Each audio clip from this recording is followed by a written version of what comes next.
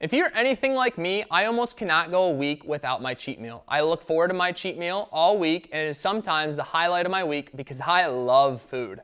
However, on the other hand, a lot of people do not like having a cheat meal because they feel it increases their cravings or it sets them back, or there is just a lot of confusion on whether you need a cheat meal or whether or not a cheat meal is actually beneficial for you.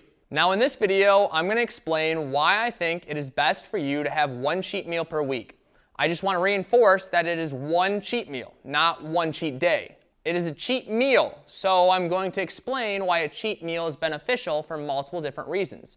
I'm going to give you a few of my favorite cheat meals and tell you what you must take into consideration when having your cheat meal and why.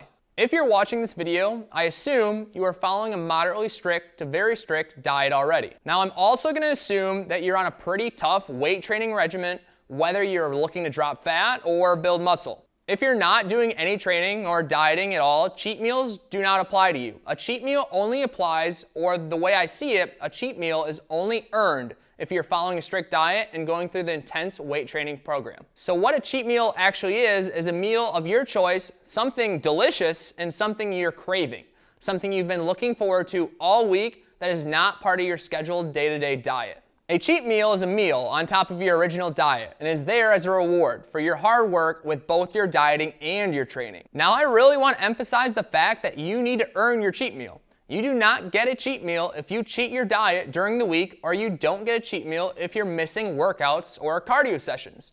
A cheat meal is there as a reward for your hard work. There are several reasons why I believe a cheat meal is important, and I'm going to go over all of them for you. Now, even though I'm obsessed with the way I look, and I don't mean obsessed as in stand in front of the mirror and think, oh my goodness, I am so perfect. I mean obsessed as in my body is my career. My body is my passion.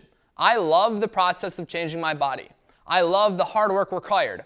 I love the science behind it, and I also believe bodybuilding is an art. You can picture exactly what you want to look like, your ideal physique, and you can literally sculpt that image into reality. How is that not cool? And I find it fascinating.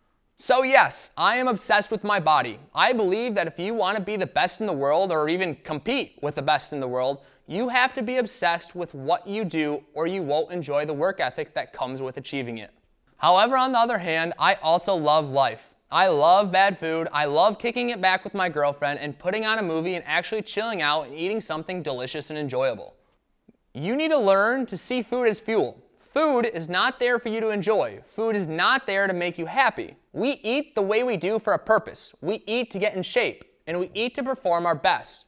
I want my body to be operating like a machine at its peak all the time so I can dominate not only my training, but the rest of my life as well, and that's why I do it 6 days and 6 meals per week. Then, of course, I had my cheat meal on top of that because I honestly feel that I deserve it.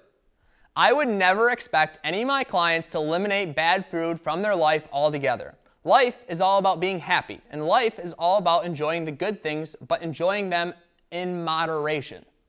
If you're eating 7 good meals a day, 6 times per week, which is equals 42 good meals, you are entitled to a bad one because you deserve it. The next few reasons why I recommend having a cheat meal are a little more strategic, but to me, they make perfect sense. I have my cheat meals on the day that I train my weakest muscle group. 3 years ago, it was legs. 2 years ago, it was back.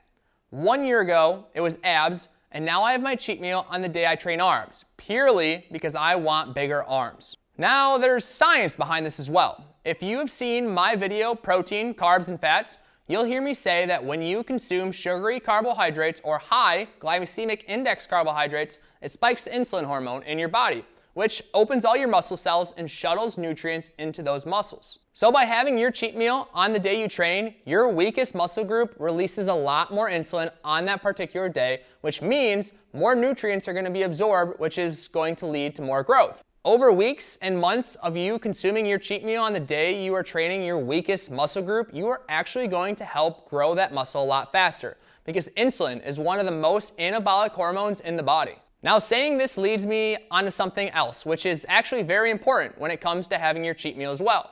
Now, we've already established that you have earned your cheat meal through a hard week's dieting and training. You're having your cheat meal on the day you train your weakest muscle group, and now your cheat meal must contain a significant amount of protein.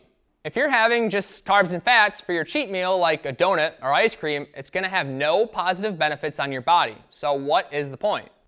However, if you're having protein, carbs, and fats in your cheat meal, it becomes a muscle building meal.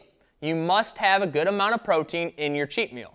Protein is the #1 macronutrient for muscle recovery, and by consuming a large amount of protein while spiking your insulin at the same time, it's going to shuttle your protein straight into your broken down muscles and help them grow and recover a lot faster. An example is a huge steak with mushroom sauce and mashed potatoes with chocolate for dessert, a large butter chicken with extra chicken with rice and frozen yogurt for dessert, or 2 kebabs with a lot of Magnum ice cream, or a burger with a lot of fries with ice cream for dessert. I don't eat 2 pizzas, 1 liter of ice cream, and multiple bars of chocolate in all the same night. I have a delicious, large meal which is high in protein, and I have something sweet for dessert. And it's very enjoyable. It is professional, and it does the job. Don't go over the top. It is not an all-you-can-eat junk buffet until you feel sick. It is a controlled, delicious, high-protein meal with a nice controlled dessert. It is important you still find time to enjoy life. I know we are busy. We have a lot of stuff to do all the time, but you still need to make an effort to enjoy life. Life does not have to be boring living this kind of lifestyle. It all comes down to the perspective you have on what you're doing. I hope this helps you enjoy your cheat meals, understand why you're eating your cheat meals, and realize that you are entitled to your cheat meals because you deserve a reward for all the hard work you're putting in.